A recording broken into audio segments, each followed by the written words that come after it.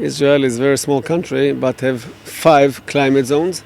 It's the meeting of 3 continents, and the cradle of most Western religions. All these issues, plus the special nature of our people, brings us to a lot of work in nature and in heritage. And our claim, our aim is to maintain this nature and preserve it for the future generations. What are the main sites that interest people in terms of the tourists who come from inside of Israel and from outside of Israel? Depends. Inside Israel is mostly the seashores, all the areas of water. But in general, I think Masada is the first one. The second one is Caesarea. The third one is Ir David, the city of David.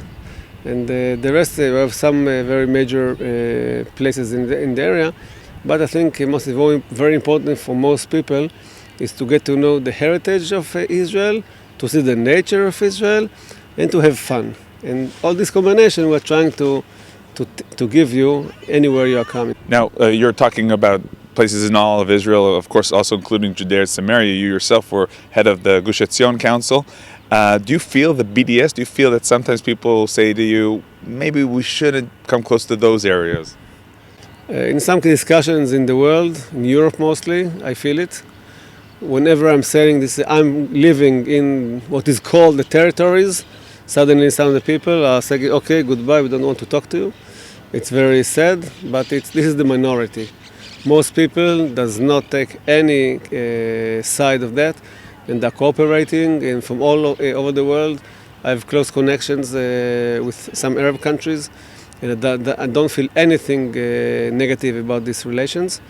And I think that when it comes to nature, people understand that this is crossing borders. And I think that the government of Israel can use us as some kind of a bridge to some of our neighbors. Exactly, about that bridge, about the connections. What can you tell us about exporting the ideas, exporting the techniques from Israel to the world? Only in one example, in the Mediterranean, some Arab countries around, and the delegates of those countries never came to Israel to visit and to see what we are doing.